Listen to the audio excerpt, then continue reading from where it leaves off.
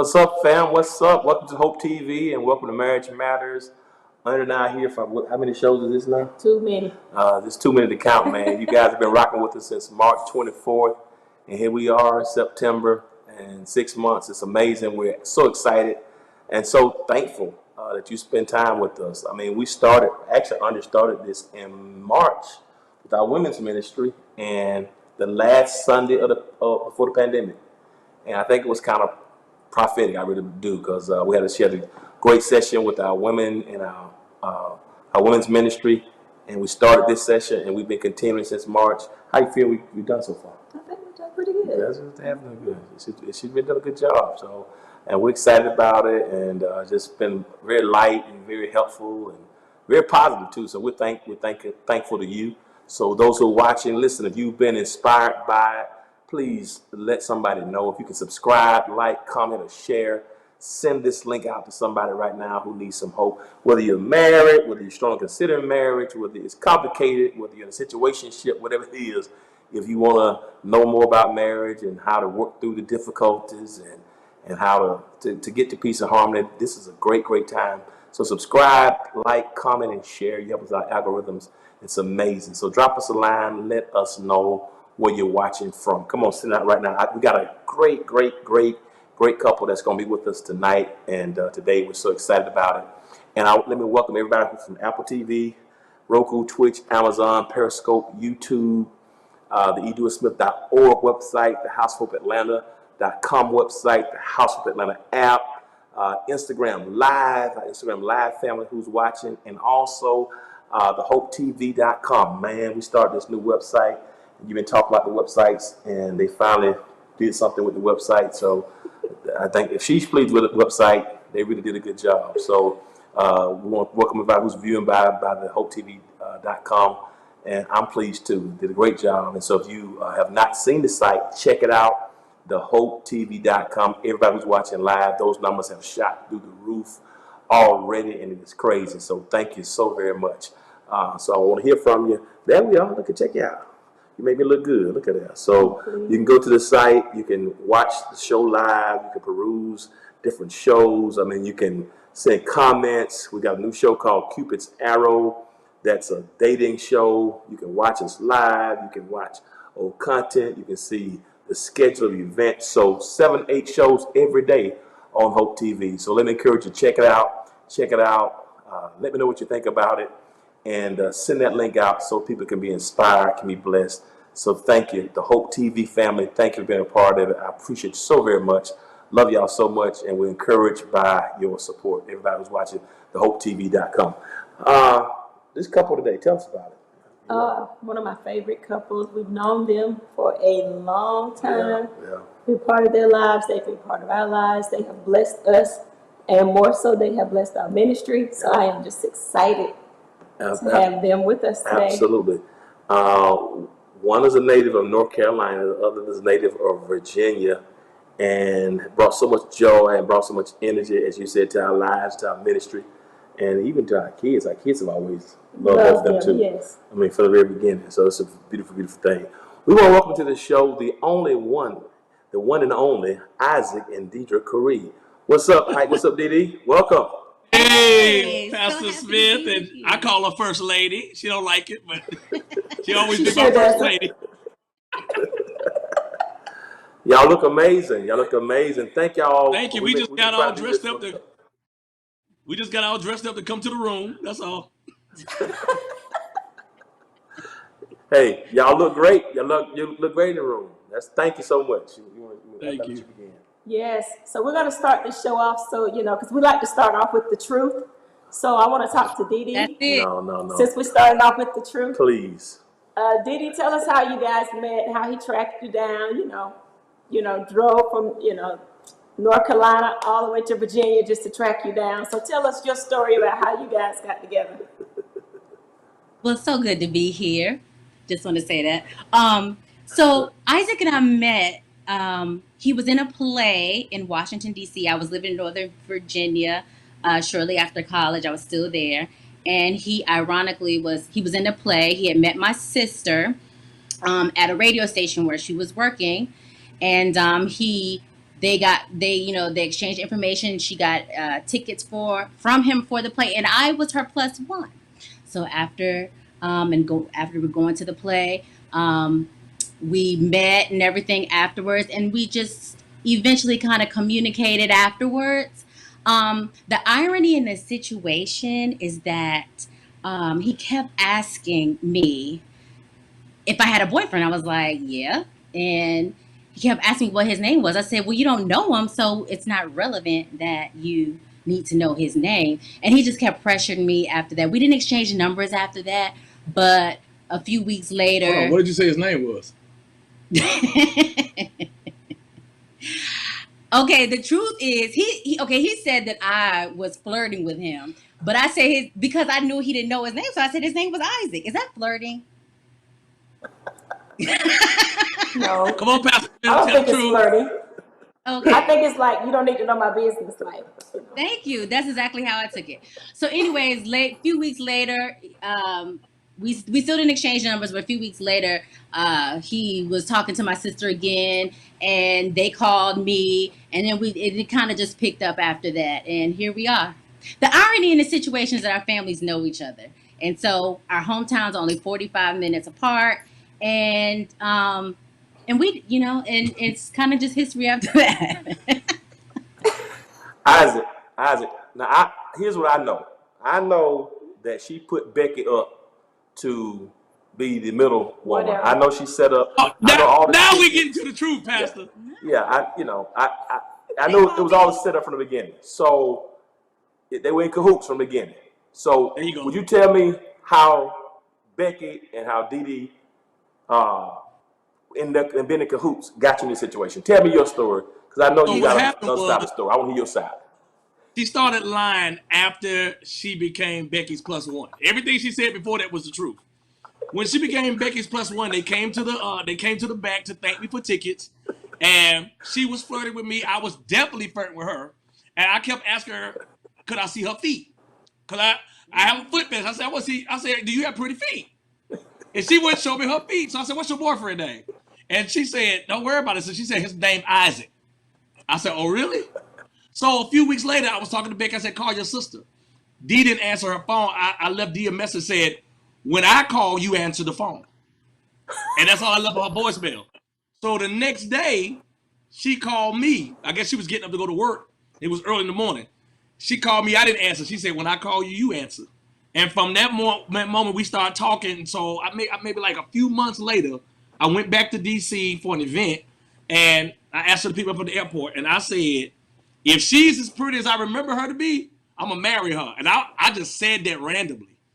And she picked me up from the airport, we went to dinner, and that was 18 years ago. I had on sandals too, because see, before I didn't have on. Yeah, I saw her feet. I I saw her feet, and I said, that's my wife. I said, that's my wife. Reverend, I said, that's my wife. And that was 18 years ago. Right. The book say how beautiful are the feet now. So you in the book. See, I could never think of a scripture to make that make sense.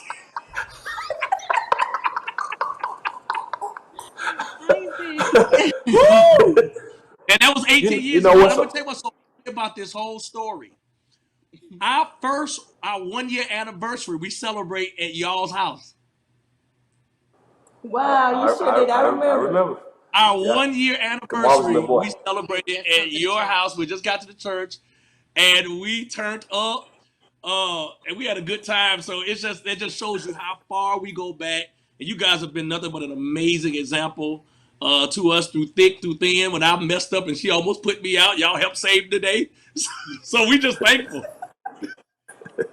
Hey man, it goes through them ups and downs, bro. We've been there for each other, and it's amazing how the stories parallel, because you and Dee raised in the church.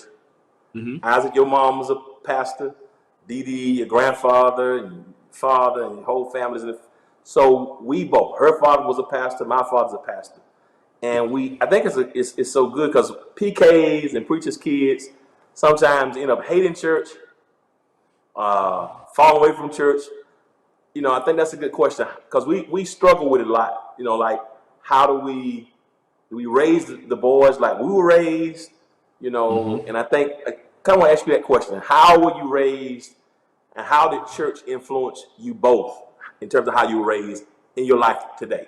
For me, church, it was very instrumental in me growing up as well. I was made to go to church. I didn't like it.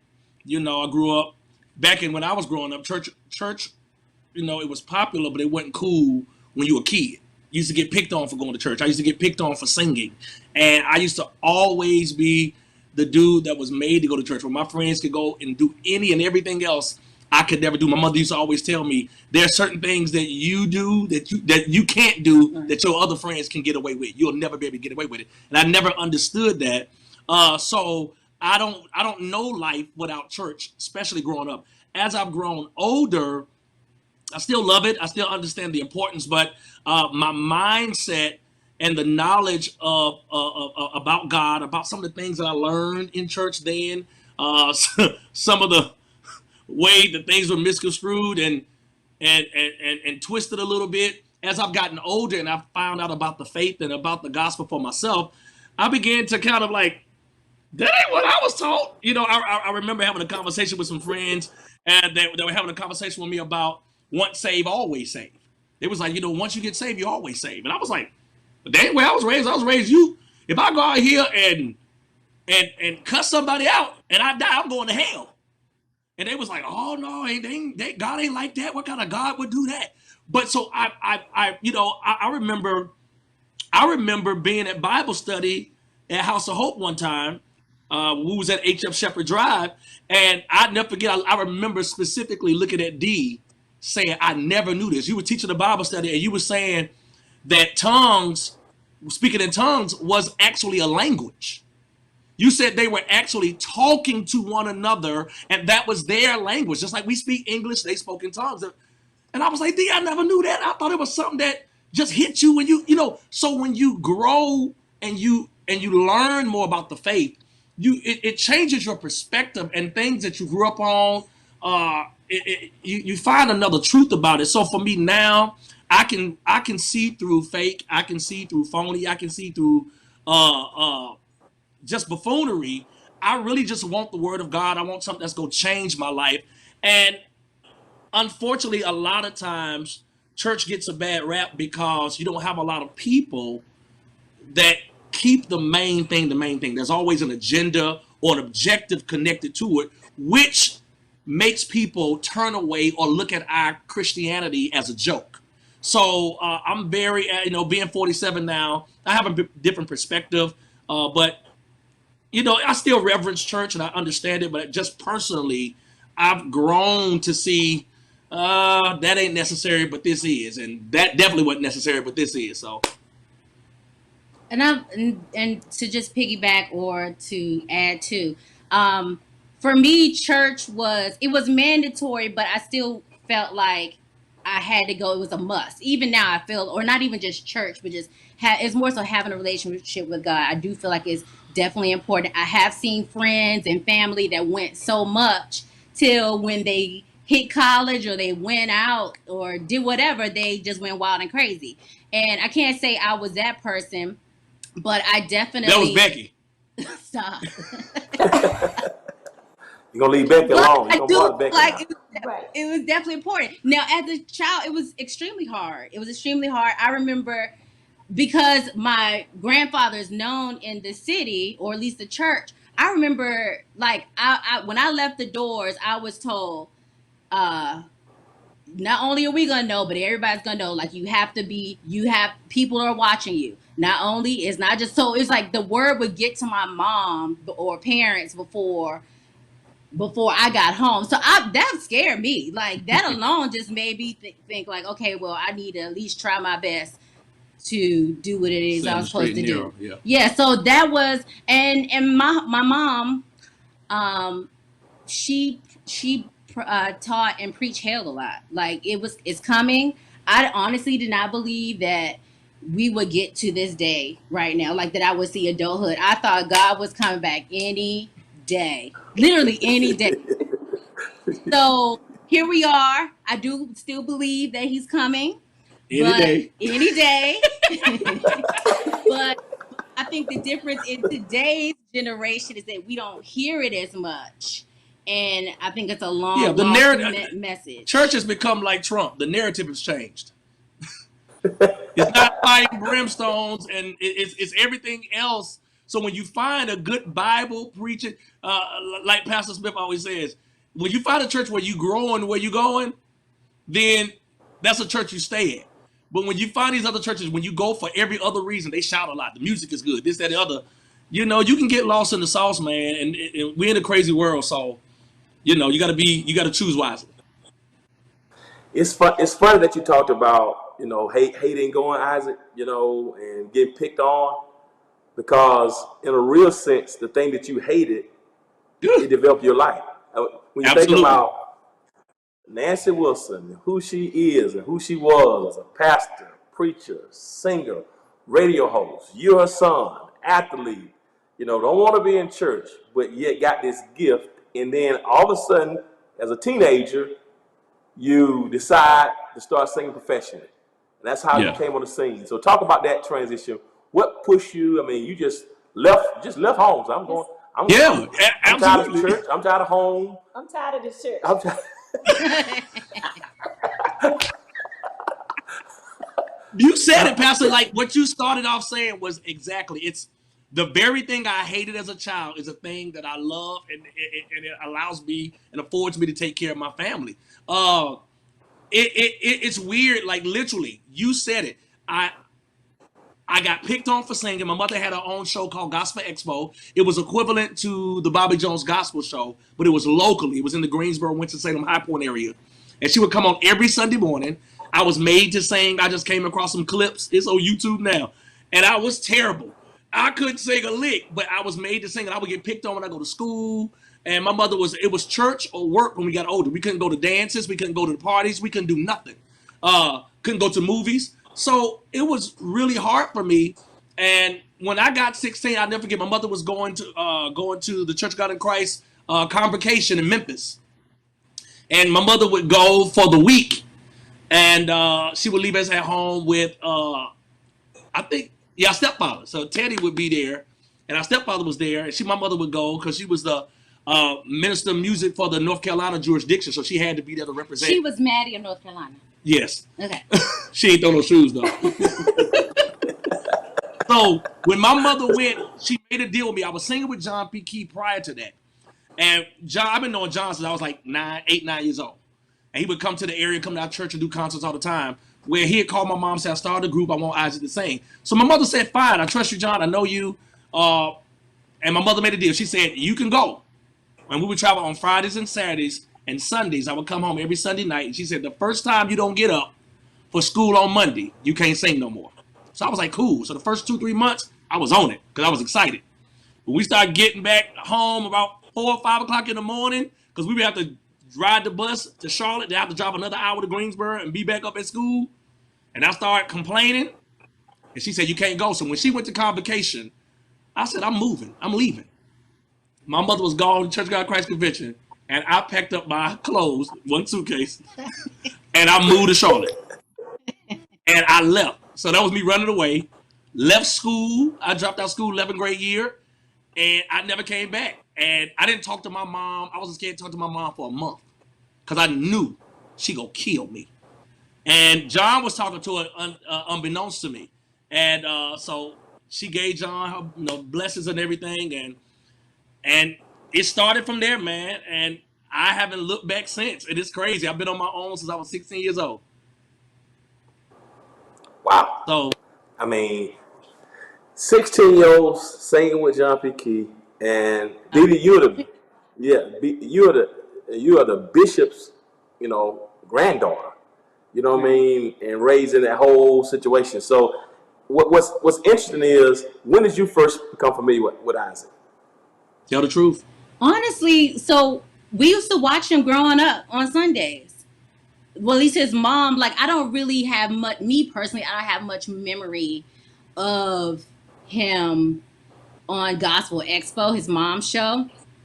But let's fast forward. 1997, I was a senior in high school. My sister and maybe a cousin and a friend, I actually told Isaac this when we first met him.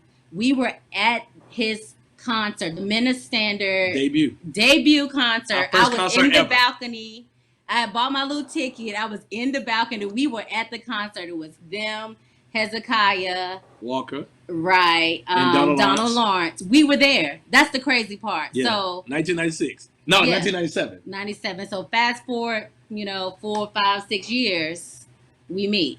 So Right. that was our official meeting. Yeah, and I didn't know. I mean, of course, I didn't know. I mean, this is our big debut concert, this big church in Greensboro. Bishop Hezekiah Walker, Donald Lawrence, Minister Standard, and Dee was in the balcony. I was like, that's crazy. And I didn't told find him out- about the whole event. He was like, Yeah. "You were there?" And she was a senior in high school. Yeah. So it's just Wow. And amazing. the next day, Yes, Diddy. I went and bought the little cassette. Yeah, eyes on How the did your Reverend. parents No, feel? I like the music. Diddy, how did your parents feel and your grandparents, how did they feel when they met Ike? I mean, was it, did they like him at first, or, how did that go? My parents, they liked Isaac. So I think when they officially met him, we were already talking about getting married. So it was like, whoa, like, wait. And so it was, so if anything, they were more so concerned about, because I think I was 22? They wanted me to kind of wait a little bit, experience life more, travel more. But, so they didn't necessarily they weren't opposed to him, but they just wanted me to experience life a little more. This girl gonna tell a version that nobody understands. I said So what happened, Ike? this what happened. So we were dating probably about 6-7 months prior to me ever meeting her parents. And when I went to meet her parents, it maybe been a year. It was Right. it was like a year. We were talking engagement. That's what I Yeah. said. So a year, we had dated a year. Never met her parents, anything. I went to Virginia. we lived. I was living in Atlanta. Yeah, and and she was living in Northern Virginia. So small distance. So I went to meet her parents, and when I went to meet them, I went to ask them for their hand in marriage. So I went to her dad's job, and he was working at a car dealership in the Virginia area. And I went to him, had a long conversation. He was so nice. He was like, "Man, I appreciate this. This is respectful. I know your family. I know your mom. This is great, man. Appreciate it." I said, "Well, I'm gonna go to the house and talk to Dee's mom tonight. I would love you to join us." It was a great conversation. We left there feeling good. Like, okay, this is good. We got the dad. Went to the house that night, and I was sitting here. Dee was sitting here. Her mom was sitting there. Dad was sitting there. What you not gonna do? And when I tell you, her mama looked at me and said, "What's your intentions?" And the daddy sat back and didn't say nothing, like we never talked. He left me out there to die. And I'm looking at him like, hell, Doc, she drilled me. I left there feeling uncomfortable. I left there feeling like your parents don't like me. She ended up being the sweetest woman that I've ever met in my life, but she took me through hell, bro. And, they had valid concerns because I was a hot mess, but they gave me the blessings, and, they love me now. So how did it go when you brought Dee Dee home to meet your family? Because I know it's kind of rough when you have all sisters and the mom. They loved her. They loved her, from my mama, my sisters. Everybody loved her. You got to understand, I've been married before. It didn't go well. So it was a breath of fresh air to bring somebody home like Dee, and it was a blessing. And they loved her. My mother was weird. But one thing I learned from my previous marriage was don't get your family involved in your business. Yeah. Because my mom and my sisters naturally are carved and cut to always take her side. So it's almost like that allegiance, like, well, I'm gonna take her side just because she expect me to take your side. So I knew keep Kim, Angie, and Nancy out of my business and we'll be all right. And that's what we did. And we've been fine. That's 2004, we moved to Atlanta. We're both from Macon, and pastored down there for 14 years, and we moved here to come to Great Travelers Rest House of Hope in January 2004. Total different kind of context, wonderful people, strong church, but just a different style, And different doesn't mean deficient. just different, you know. Different. Had an older pastor who was, you know, my predecessor, older gentleman, Pastor Shepherd, phenomenal pastor. Average church age was 63.6. So we come here in January, you know, coming from a church that's praise and worship, more contemporary, more free, came into a more ultra conservative background. So we got here. It was a problem. It was a challenge for the first months. Big challenge. For Andrea, because it wasn't what we were accustomed to, worship-wise. Right. And, you know, musically, you know, she's a musician, I was a musician, you know, we were, you know, used to the, you know, a little different approach in terms of more contemporary, old school, but still we love all genres. So it was a challenge. We started growing musically, but we still didn't have praise and worship. So December 2004, I think it might be Pastor Charles Jenkins, our friend. Charles Jenkins called me and said, man, Ike is in Atlanta now, and you need to come and have him come over to the church. And got married. I think you guys just got married. This was December. You and D came.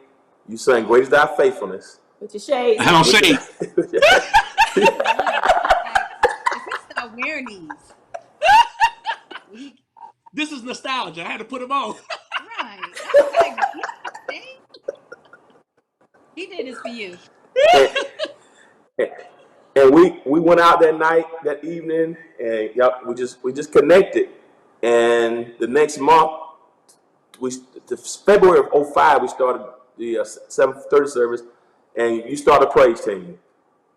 Our first praise leader. Now, understand this. When I went to the church, they told me praise and worship will come in this church over my dead body. That's my first day as pastor. That's what they told me. Said praise and worship will come here over my dead body. So I'm here for 1 year. You don't know all this, but I was able to cajole you and say, nah, you're going to be a worship leader. So tell us what you recall about that.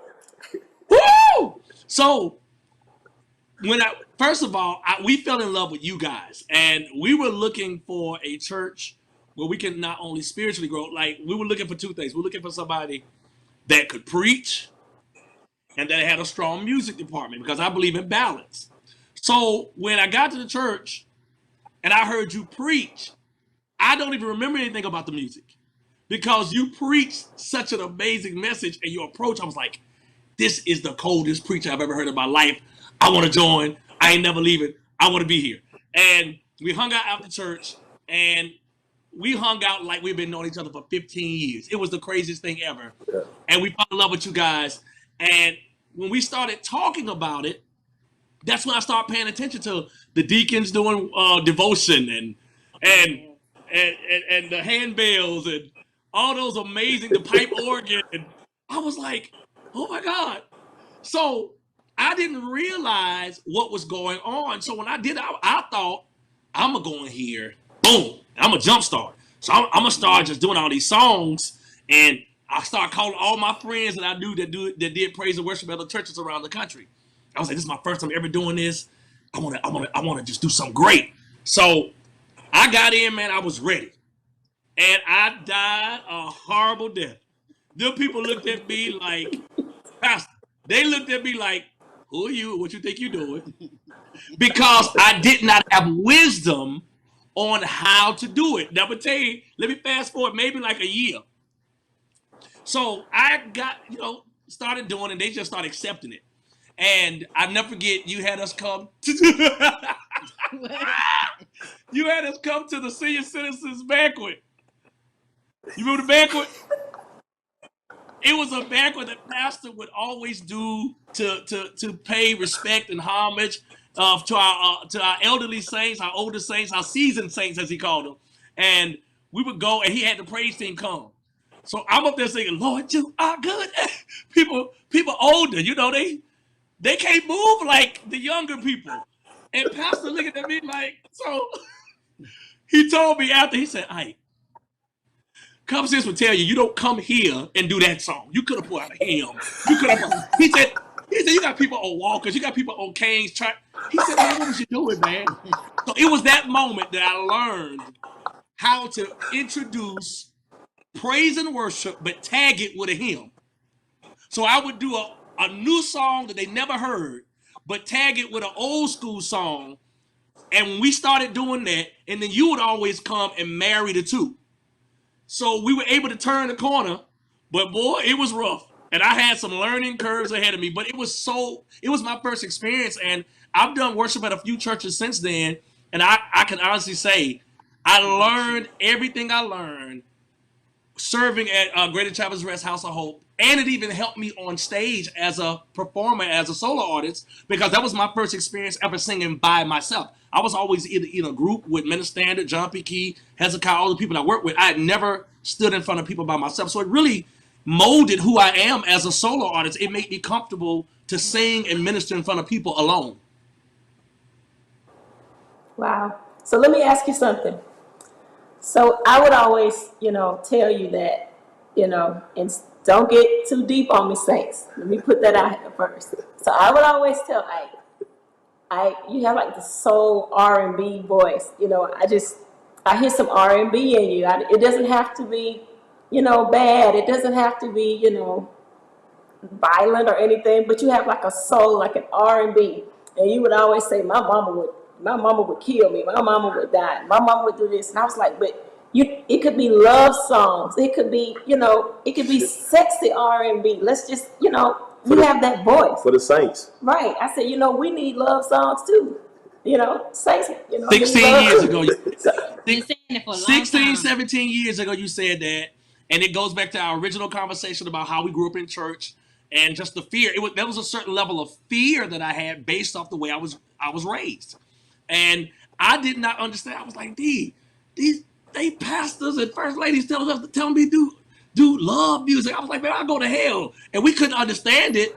And I never forget, if you fast forward to 2019, I called and I was talking to Pastor Smith. I said, Pastor Smith, I got this song I need you to hear. The world hadn't even heard it. And I sent it to you guys. And when I sent it to you guys, you said, Joker, this is what I've been trying to tell you to do for 15 years. It never dawned on me that what I was doing was exactly what y'all literally prophesied into my life, and I could not understand it. I never saw myself in that light. And not only did I do one song, but I ended up doing a half of a record just dedicated to love and relationships and marriage. So anybody who has a problem or loves it, thank the Smiths, because they planted that seed in my life 15 years ago. So let me ask you this, Diddy. How did it make you feel? Like, you've always been kind of like in the background, you stay to yourself, you're kind of quiet. How did it make you feel for him to dedicate that song to you, to include you in the video, the process? Tell me how that made you feel.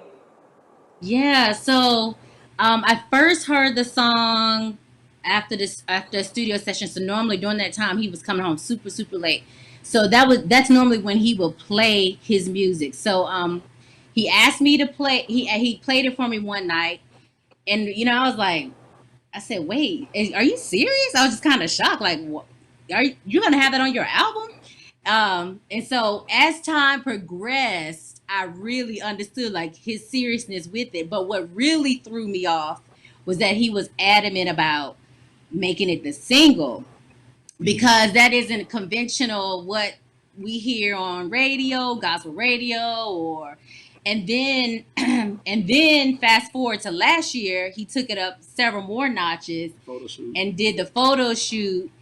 And then for us to be on the cover and that type of thing. And I just felt super honored with him wanting to honor me. And I felt super special. I actually was talking about it one day over the weekend. I was like, man, I miss, because I think it came up in my memories or something on my phone. No, you went to get us something to eat. What did I do? You went to get us something to eat the other day, and you was in line, and somebody. Oh, that's what it was. I was at. You said, I was at American Deli getting some lemon pepper wings the other day, and the lady, mind you, I'm all masked up, and the lady was like, "Are you her?" And I said, "What are you talking?" And I was like, yeah." And then, and so it just kind of reminded me. It was a year ago that we had the photo shoot, and we got all jazzy. I love dressing up, and like I said, he said he wanted to honor me, and I just felt super special. I didn't necessarily, even with all of that, I didn't necessarily agree that it should have been this single, because at the end of the day, I'm more concerned about his career and the overall picture and what, the direction he goes in. But I was honored. I was just super honored. And then we ended up doing a video shoot for it. It was just all exciting. It was like Yeah. something I never really had encountered or had to do. And So let me jump in we got here. our acting career going, and I enjoyed it. Ooh. So let me jump in here. Okay, What? so let me just put this out there. Okay. This was not a makeup record. I wasn't in the doghouse when we wrote the song. I wasn't in trouble. I hadn't messed up. I had already previously messed up so many times. So the song wasn't an apology. The song wasn't she about to put me out. He must have done something, because I heard something like, oh, this joker must have messed up this time. He did a whole song. And what it was is, I actually had somebody confront me. She said, when I heard the song, I just said, uh-oh. This is the lady that told me this. this is an older saint She too. said, uh-oh, what has he done? And I was just looking at her like, ma'am. Okay. Yeah, but I hadn't done anything wrong. For D and I, this was a song not about what we had gone through. It was a song more so I wanted to write and celebrate her for how she's stood by me and how we've overcome things. So many times people write songs when you're in the valley, when you're in trouble, when you're having problems, or when it's fresh on somebody's mind. And I have made my fair share of mess ups. I have completely given her any reason to pack up and walk away. And we're very open and honest about that. We've had counseling about that. I've had to get my life in order and grow up real fast. But this song was really a celebration of how strong women are. Women take things that they don't necessarily deserve to have to go through. They are just, they're so amazing. And to stand by a man, people say women are crazy when you stand by a man when he may have messed up, when he may have made a bad decision or done something, or just done something dumb. But it really shows the strength of a woman when she can stand by you. So we wanted to talk about all the things we'd overcome. And then when you fast forward to the video, what a lot of people don't know, when we did the video, there was a scene in the video where we had a miscarriage. What people didn't know was we had just had a miscarriage maybe 2 to 3 months prior to doing that video. We were pregnant, and we were keeping it quiet because we were wanting to get through the first trimester, and we didn't make it, and we had a miscarriage, and it was just devastating because, for so many years, she wanted another child and I didn't. Then I would want another child. She was like, I don't want no child right now. I lost weight. I don't want to put that, So when we finally got to a place where we agreed on having a child again, we were excited. And we had a miscarriage. So even reenacting that scene in the video, it was Dee really, it was acting, but she had gone through that. And I think it was a release for her to get that off of her. So it was so many things that video did for our marriage. And I can honestly say, through all the things that we've gone through and being together 18 years, being married 16 years, this is the closest and the happiest that we've ever been. And it's because we've been able to face all of our demons, accept the good, the bad, and the ugly, and just put a cherry on top with this music. So I just celebrate women for sticking by us and staying in the fight and loving us through our mess and just go, just keeping us, man. It's just like, man, I know my blessings are connected to Dee, and no matter how many times I forfeited, it was her strength and it was her resilience that has us where we are. And I'm only blessed today because I'm still with Dee and I'm connected to her. So to be kept by Dee Dee. Oh, Look at the Lord. yeah. So it was.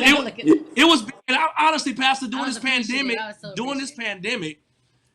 divorce is at an all-time high. Domestic violence is at an all-time high. And we've had numerous testimonies how her and some of the other songs from my album have really bridged the gap and kept people together. And it's just amazing. I had no idea that people would identify with the message like this. And I was able to celebrate women. You seen from marriage proposals. Marriage proposals, Yeah. first dances. I've done video weddings during this pandemic. Because let me tell you something, this pandemic messed me up. Because I was booked June and July for so many weddings. Right. They got postponed and got canceled due to the pandemic. But I've done video weddings. I've seen proposals. It has been overwhelming. And I was like, I should have listened to Pastor Smith and Andre a long time ago. You know, the song, just not just because of your voice, and we love your voice, but for me, you know, what happens a lot of times when we get married as Christians is what can we celebrate? You know, there's nothing to, we don't have anything that celebrates. I'm not talking about, we love Jesus, we love the church, and we love that, but to celebrate the union, I think what happens is you can stop investing in it, and I think, and when you stop investing in it, you lose the excitement, you lose the energy, and then, you know, and I think sometimes what happens is when there's nothing to bring you back together as a celebration, you wonder. And I think that's the piece that I love about the song so much, because it's a celebration of love. And I think in the church, you know, Bishop, you know, we don't, it's hard to celebrate. We celebrate Christ, but how do we come together and have stuff to celebrate each other? You know, the video, you talked about the video, we got to check it out because the song was amazing. It's an amazing song. And I'm glad to hear that people are receiving it, because I know how judgmental, how small-minded believers can be. And that's the thing about it. The main ones who condemn songs about love, you got 7 or 8 kids. So my question would be, you didn't get those kids singing about Jesus. You know what I mean? So you think about, you know what I mean? So absolutely, we make it so bad, so dirty. But this song is amazing. Let's check it out right quick. We're gonna go through the song. I want everybody to watch this song. And if you got somebody you love, check it out.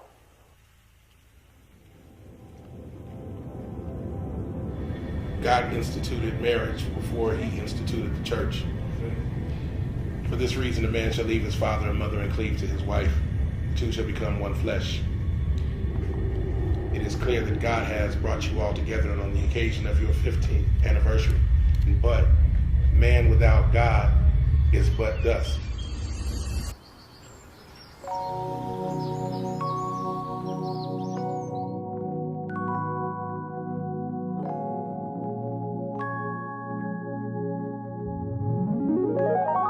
Holy Ghost, I'm so grateful, God, you know you did the most when you created her for me, Lord, you know I have witnessed your glory, all this favor you showed me. When you gave it to me, I had to learn what to do with your blessing. Now I know that a man who findeth a wife finds a good thing. So every time I think of her, I'm thanking you. And when I give my love to her, I'm thanking you. Loving her like Christ loved the church, 'cause you told me to. Yeah, she a missy on your glory. Sometimes I don't feel like I'm worthy, but I'm under your covenant, so I ain't worried. I'm just thanking you. When I think of her, I'm just thanking you. When I give her love, I'm just thanking you. Married and in love, I'm just thanking you. When I think of her, I'm just thanking you. When I give her love, I'm just thanking you. Married and in love, I'm just thanking you. Song of Solomon, chapter 8. Read it to me, tell me what it says. I know that you don't make mistakes, so if it's in the book, then it must be okay to love her. No, I'm not ashamed, I won't shy away. I know I was made to love her. God give me grace, and I hope that every night feels like a wedding night. I pray, oh yeah.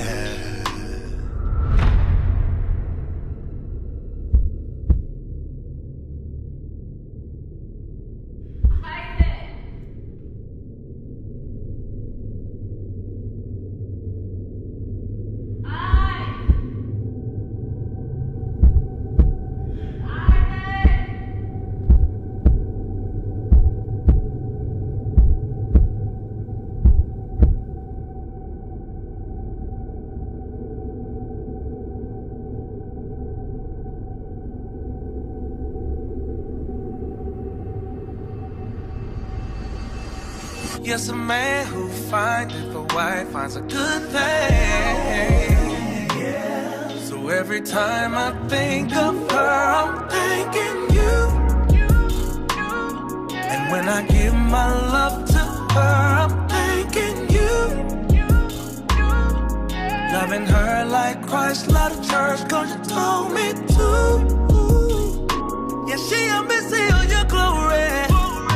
Sometimes I don't feel like I'm worthy, but I'm under your covenant, so I ain't worried. I'm just thanking you. I don't understand why we can't talk about being in love with the one he gave us. He know what he was doing, 'cause she was his greatest creation. So I hope that you don't mind when I testify the way I do. So when I think about loving her, I just wanna thank you.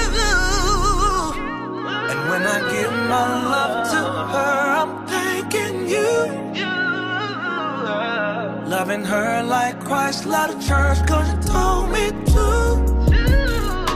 Yeah, she a missy of your glory.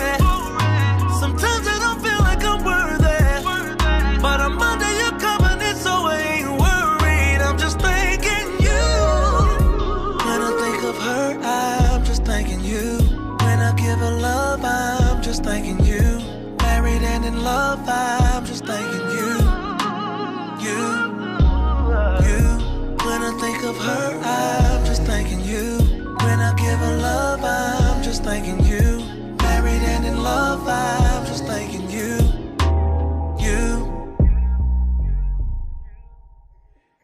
You know, I was talking to one of my youngins, and he asked me, "How did you know April? Like, why her? Why did you pick her? Why her?" And I was just like, I'm comfortable enough to show my flaws, motivated enough to fix them, and inspired enough to create a love that is flawless.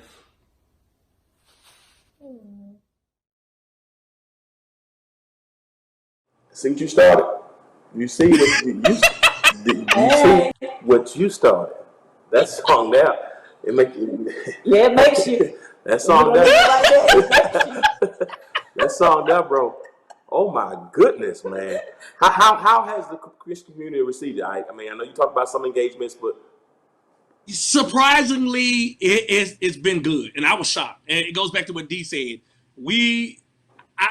I refuse to allow anybody to put me in a bubble. And Pastor Smith, I keep referencing this, but you say so many things, and I can actually quote everything I say. You say, so you'll know I ain't just making this up. You said to me, we live in this big old world with this big old God with all these amazing, extraordinary, extravagant things, but we allow church to put us in a small bubble. You said that don't make no sense. So to experience people really receiving it, so I was like, I'm gonna make it my first single, and if it does well, great. If it doesn't, I fall on the sword because I'm gonna go with my convictions. And people have really, really received it. It didn't quite get the #1 on the charts because the pandemic really, really, really messed up a lot of things when it came to radio.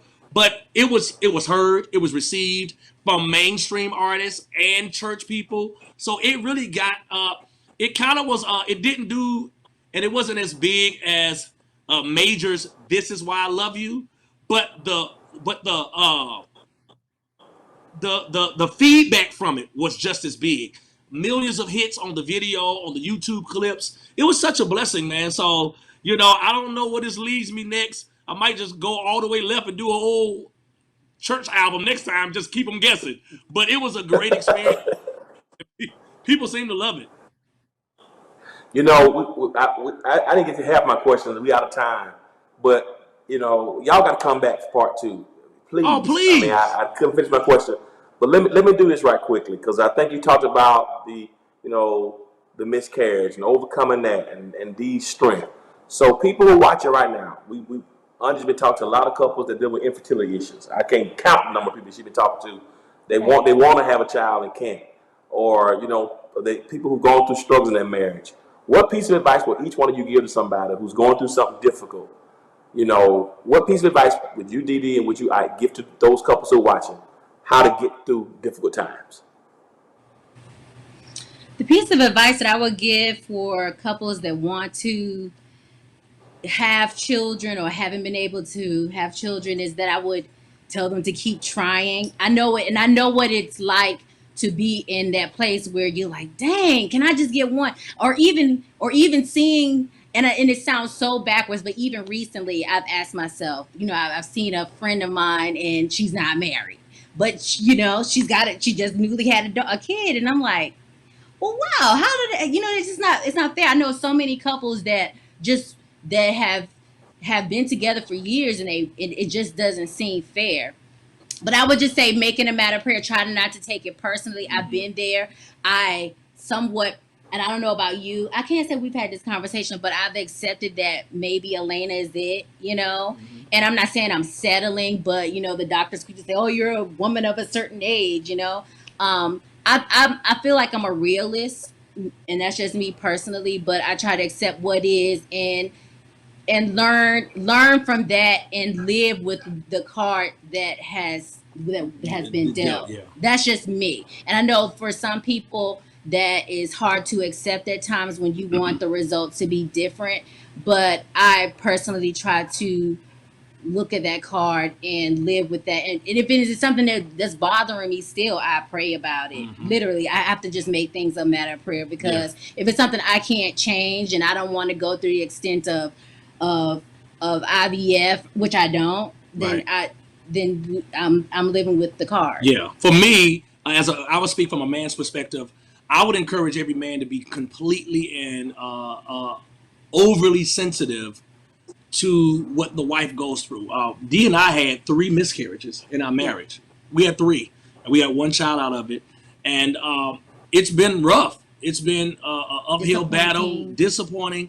And honestly, if I'm honest, Dee always took it harder than me, because my mindset after the first one was like, oh, we'll just try again. It's no problem. But I didn't understand the pain, the bond. And I was very insensitive the first time around, because I felt like we could just try again. The second time around, it hit a little harder, and you guys are in our life the second time around.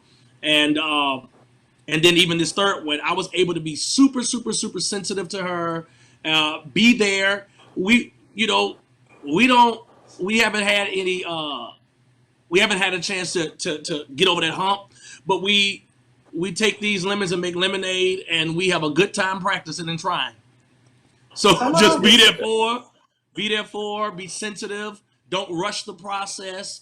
Hear her, and I believe that we've even gotten testimonies from the video how that one scene alone gave people a sense of healing, to see a woman, go through that pain visually and get through it. And Dee did a good job. It was therapeutic for her as well. So I would just encourage men to just be sensitive.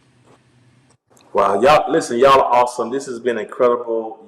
Hey, you said you're going to come back next week, so we're going to close this one. Things you want to say on this one? Nope, I'm good. Hey, this has been amazing. I hope you guys have been inspired and encouraged. Make sure you go get Isaac's record. Go get that record. Go get that. You got to get that. You got to get that. You got to get it. You got to play it over and over and over again. And we're going to come back and talk some more about the rest of some of his songs. And hey, I hope you've enjoyed this part 1 of Marriage Matters with Isaac and Dee Curry. We enjoyed you so much. On behalf of Andre and I, thank you for being a part. We're going to log off now, but as always, remember this: if you be good to God, God will be good to you. Till next time, peace. Bye, y'all.